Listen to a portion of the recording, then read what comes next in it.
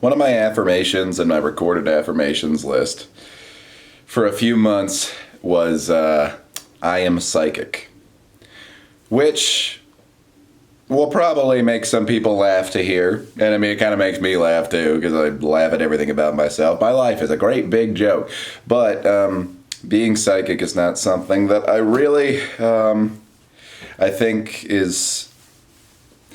I don't think it's as childish as like maybe a lot of people do. I really do believe that I am in touch with the universe in some way that cannot really be explained by pure coincidence. I know that there are a lot of times when we think about something and then magically it appears in our day to day, and we put a whole lot of pressure on it. We're like, oh my goodness, look at that, and it could be explained by pure coincidence sometimes, I think. And I like what one guy said is like, how often do you hear somebody say like, craziest thing happened. I had a dream that I was being mauled by a bear, and then I didn't the next day. It's like we don't freak out about it when there wasn't some connection between our thoughts and like reality. But I just, especially for media, especially for movies and TV shows and books and celebrities and stuff, I feel like I'm always thinking about something like for the first time right before there's some big deal with that. I had literally just gotten back into Amy Winehouse right before she died, was sort of an example. And again, some of these probably are pure coincidence, but because I get to decide what's real, because I get to decide what has meaning and what doesn't, I choose to denote a handful of experiences as related to my psychicness, my interconnectedness. That being said, I did remove I am psychic from my list of affirmations, and the reason is that being psychic implies that you absolutely know things that come to you via intuition. And it is true that sometimes my intuition is wrong, and sometimes my intuition is scary, and I'm glad that it's wrong. I have bad, scary suspicions about things. And the affirmation, I am psychic, would often subconsciously root that every single bad intuition that I have is definitely true.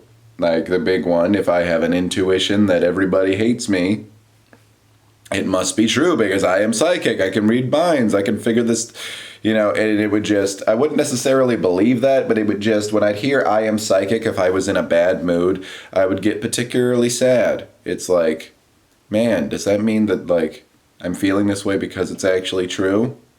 Am I feeling hopeless because it's, like, the true way of things to be hopeless? I don't like to assume that way. I feel like that's the exact opposite effect I'm trying to get from my affirmations.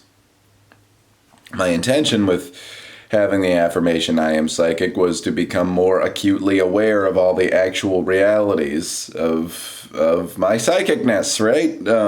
And I feel like instead it's distorting it to convince me that nasty thoughts I might have with big cognitive distortions that are obviously flawed are actually true. So I removed it. And I honestly have felt like the last couple weeks since I did that my ability to handle negative, intrusive thoughts has gotten better. It's funny that big effects of affirmations don't show until like quite a ways down of doing them consistently, but I do feel like a little bit of a relief even just a few weeks later. Man, affirmations are cool. Affirmations are really cool. I feel like it's almost you mind controlling yourself. It's you brainwashing yourself, and you listen to it even on days when you're not feeling it. Even if you just have it on in the background, you just listen to it a handful of times. Maybe sometimes it even makes you anxious because you're not living out those things that you say in there. Like, I am wealthy can sometimes put a little flutter in my stomach just because I don't consider myself particularly wealthy by a conventional standard. But, you just do it over and over again, and over time, you just have a much more solid, grounded foundation. It's funny, you just wake up one day and then, oh wow, I feel like this actually is the case now.